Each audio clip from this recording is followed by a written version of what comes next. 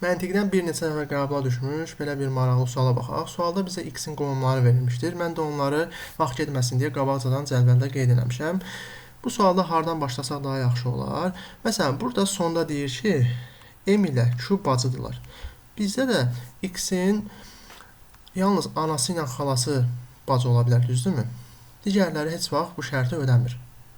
Və bir dənə də burada əlavə şərt qeyd olunub ki, q x-in anası deyil.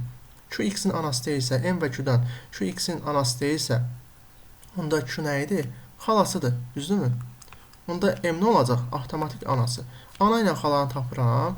Ona görə bunları minuslayıram. Çünki m-in ana olduğunu tapdım. Artıq digərləri ola bilməz. Minuslayıram. Yaxşı. Digər şəxslər də bizdə ana ola bilməz. Onları da minuslayıram.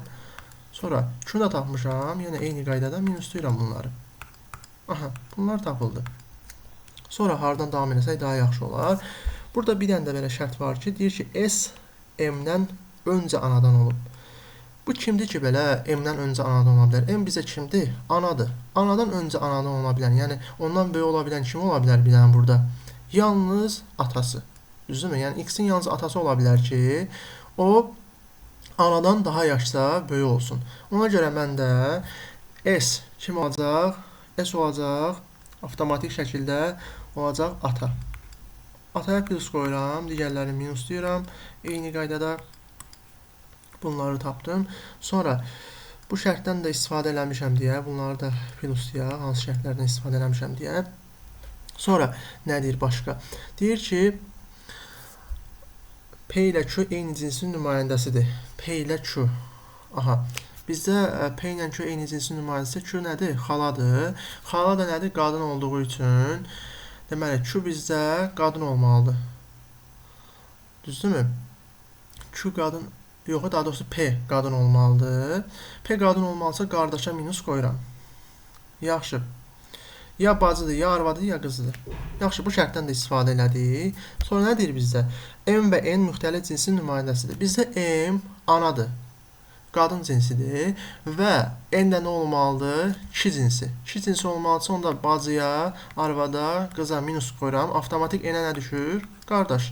Qardaş da tapdıq. Deməli n imiş. Digərlərinə minuslayıram eyni qaydada. Sonra bu şərtdən də istifadə elədik. Nədir başqa? X-in arvadı öz həmyaşıdıdır. Arvad öz həmyaşıdıdır. Bu bizə nəsə dəqiq şərt vermir. Yaxşı. Onda sualın şərtlərini oxuyaq. Bizə nə deyir sualda? Deyir ki, mülahizələrdən hansı doğru olmaya bilər? Doğru olmaya bilər. Yaxşı. A variantı nədir? Q x-in xalasıdır.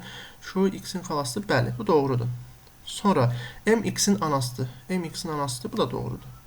Biz belə tapmışıq. Sonra t x-in qızıdır. T x-in qızıdır.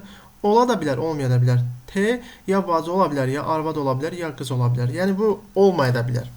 Ona görə cavab C variantı olur. Digərlərini də yoxlayaq. Deyir ki, n ilə t müxtəlif cinsin nümayəndəsidir.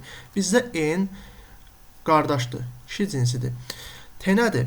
Ya bacıdır, ya arvaddır, ya da qızdır. 100% bilirəm ki, qadındır. Deməli, müxtəlif cinsin nümayəndəsi. Bu doğrudur. Məndən doğru olmayanı istəyir. R qadın cinsindəndir.